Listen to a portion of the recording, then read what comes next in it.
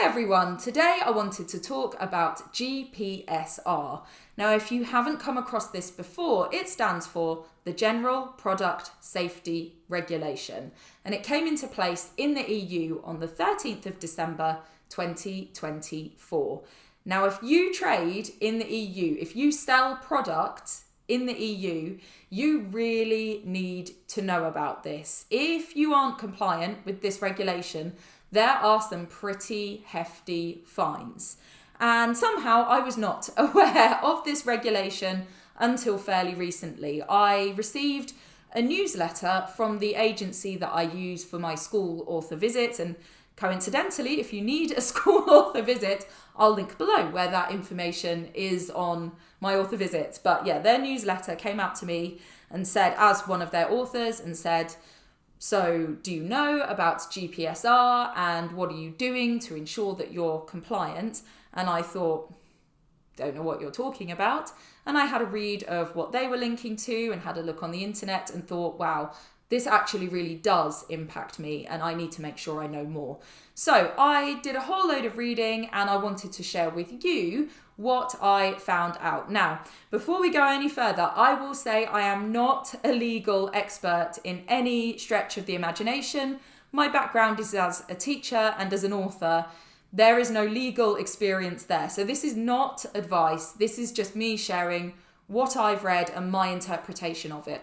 I will put below links to all the bits and pieces that I read through, and please do have a look and make your own decisions about how this will work for your business. Now, in this video, I'm going to share what you need to do to be compliant with GPSR and also how that changes depending on how you print and distribute your books. Of course, I'm going to focus on being an indie author, but if you run a business in a different creative industry or you're just a small business owner and you want to find out more, I still think that this video will be helpful and some of the links will be helpful. It just obviously applies slightly differently. Now, it's also worth saying that this regulation is fairly new and it does say that there will be more guidance on it as time goes forward, because I feel like there are some things that could have a bit more clarity or some more examples and things like that. So if I do find any of that, I will try to come back to this video and drop it into the description or the comments.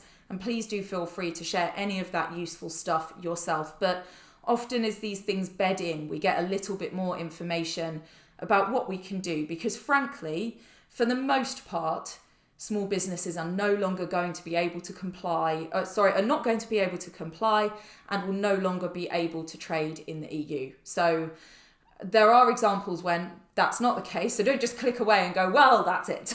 But I hope that there will be some things to make it a little easier moving forward.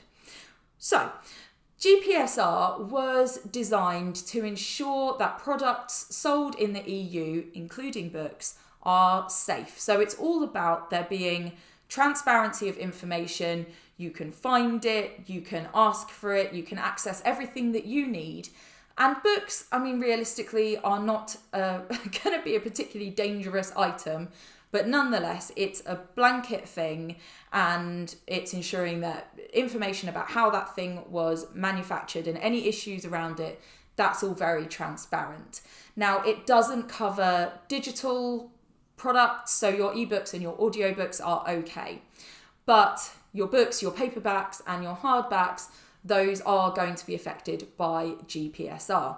So what do you need to do to comply? Now, the first thing is that you need to have an EU responsible person, and that person needs to be based in the EU, and their address or contact details needs to be accessible. For most of us, that immediately is going to make things very, very difficult. Now, you can pay for a service where you can get an EU responsible person, but for most of us small business holders, this is not going to be within our budgets. Some bigger businesses might be able to do that, or of course they might have an office in Europe and they can designate someone, but most of our small businesses aren't going to be able to do that. Now, again, don't click away thinking, well, that's it, I'm out. There are still some instances where things can move forward. And it might be that you have someone in the EU that's happy to be your responsible person. For me, I mean, my dad lives in the EU. I don't think it would be fair to ask him to have his address publicly available. And I think that's going to be the case for most of us, even if we know a very kind person that might be willing to do it. I think it's going to be really, really tricky. So first thing, EU responsible person. The second thing is to have an identifier. So your product has some kind of identifier whereby you can get information about that product, contact details, and so forth. And fortunately, for most of us, for us authors, we can use ISBNs. So you're going to be pretty covered by an ISBN. But again, have a look at it and see what information needs to be presented. The third one is that you need to have some documentation that lays out what the safety issues could be with your product, any issues, all this kind of thing. And that has to be publicly available. Now, there are some examples online of some of those documents, and I'm sure as time goes forward, there's going to be more information and probably things that you can pay for, various services, and however you want to do it if you'd rather outsource that kind of thing. And I think this is potentially achievable, but would be a lot of work. And it's going to depend how big your market is in the EU as to whether it's worth you investing your time into doing that. But yeah, number 3 is safety information, safety documents available. And then the fourth one is that anyone buying online, so through a big retailer, can access that information. So via the listing on Amazon or whatever it might be, they can get all of that. Who is the EU responsible person? What's the safety documentation? Where is that? Where can I find it? All of that should be available. So if somebody wants to look, they can get that information. And of course, in certain circumstances, that's going to be really hard to provide. So you can see that this regulation is going to have a big impact on small businesses in particular. But how does that pan out exactly for indie authors?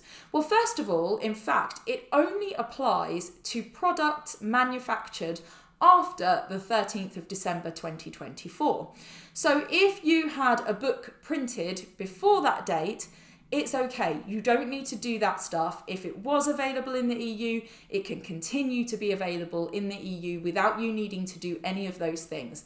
And fortunately for our books, we have a date in the front of it that shows when that book was published. So it's pretty clear that that book was already printed. We don't need to be compliant. So I think that's really good. I think where it becomes difficult is if you have a book that was already published reprinted after that date, because GPSR is centered on the manufacturer. And so if that product is manufactured after that date, I think that's where it becomes tricky. And personally, I'm going to take the stance that anything printed after the 13th of December 2024 is subject to GPSR. So the fact it was published before that date is different to the fact that I have had it printed because that's when it was manufactured. That's my interpretation of it. So before the 13th of December, all fine. After the 13th of December, you need to consider how you want to move forward. Now, print on demand is a really interesting case, I think. Lots of authors use print on demand, and those services, so KDP, Ingram Spark, Book Vault, I'm sure that more have said things, but those are the ones I've looked at, have said that they can handle GPSR compliance. I will link below their statements about it, but essentially, as long as your metadata is up to date, they can do all of the things because, of course, they are the manufacturer. So they're able to say what the product safety is. They're able to give an EU responsible person. They can, in their listings, make sure everything is there. If anything needs to be printed in the book, they can make sure that it is. And that's an interesting aside because one of the reasons I was looking into all of this is thinking about future books and whether I needed to put anything different in the copyright pages or anywhere else to make sure that someone in the EU could get the information that they needed. So do think about going forward if this changes the information that you put in your books. But the point is that print-on-demand companies can handle that for you. So provided that all of your information is up to date, if you are using print-on-demand services, you can breathe a sigh of relief. It's okay. With an aside that I think personally, if you are buying print-on-demand books and then you are selling them direct, you will then have an issue because on your sites that you're selling them on, or if you're selling them on something like Etsy, you're going to have a problem in the EU because you can't have the links to all of that information unless you can get it. So you can look into that. But part of the regulation is that all of that needs to be available. And of course, the print-on-demand companies can ensure that all ties up and they know where the book was printed and they can give all that information. We don't really know as the person using that service. And unless the company is willing to share that with us, we're not going to be able to provide what you need to provide. So you can have a conversation there. And again, I'm sure as time goes on, there will be conversations about how that works and how you could add information and where you can get it from. But that would be my interpretation. So print on demand can supply Europe via their usual distributors. But I think if it comes via you, that becomes complicated because you're not sharing that information on the platforms you are selling through. That's the way that I would interpret that. But anyway, print on demand might be a really good way to move forward, to continue to trade with the EU if that's something that you wish to do. And that's an important and significant market to you. Now, it becomes a little trickier if you have your books bulk printed, like I do for my children's books, and then distribute them yourself because okay, you might be able to get the product safety information around what inks were used and whatever you need to find out in order to get the paperwork and share everything that you need to share because you're the person who paid the printer and the printer might be able to share things and they'll be aware of the regulations. So all of that's possible. But again, I think that the EU responsible person is the sticking point. So you can have a look and see if you can be compliant. I think for many people, it's going to be too much work, probably, for the amount of sales you have in the EU. But if the EU is a significant market for you, then perhaps you're willing to figure out a way of doing it. Now, for me, I am going to sadly make the decision to no longer trade with the EU. I don't do very much business in the EU at all. It's very rare. I mean, most European countries don't have English as their first language, so that reduces the appeal for my book. But there is no way that I can be compliant with all of this guidance, with the amount of work it would require, the amount of money it would require. I can't do it. So personally, any book that's printed, that's how I'm interpreting it, not published, printed after the 13th of December 2024, you will not be able to buy on my website or any of my direct platforms. That includes me providing to Amazon because I would be having to put into the listing all that compliance stuff. Any of that, I will no longer be able to trade with the EU. So my children's books going forward will not be available in the EU. My older ones, yes, hopefully I can still keep that as available on my website, Etsy, Amazon, so forth. Although my Amazon doesn't supply to Europe, but that's besides the point. Those will still be available until such a time as I order a reprint. Again, with my print-on-demand books, once I run out and have to order more, I'm going to interpret that I can no longer sell those in the EU because I can't be compliant, because I can't share the manufacturer details and all of that. As far as I'm concerned, if it's printed after the 13th of December 2024, it's going to need to be compliant with GPSR and I can't do that. So for me, print on demand will be available through the usual distribution channels as usual. Anything that I have printed after that date, it won't be. And I'm really sad that that's the case. And I think for a lot of small businesses, this is just going to end them being able to trade with the EU. And I think most of us will make the decision that that's just how it's going to have to work. Now, fortunately, we do have that option of print on demand, and perhaps even if you have your books bulk printed, you might choose to have print on demand just to supply into Europe. And if you make children's books, I will say, I did a review, I'll link it below. Book Vault have a really good quality that's just as good as bulk printing, and perhaps using Book Vault for the EU and then your bulk printed books elsewhere, or Book Vault globally and your own printed books in your own country. Maybe that's a way forward, but it really depends on what you feel comfortable doing and how much trade you would be missing out on or so forth. For me, it's not worth setting up that version of the book. I don't do enough international sales for it to be worth it. I really hope that that's helpful, and if you do know any more, you are interpreting this differently, you want to share any information, please do drop it into the comments.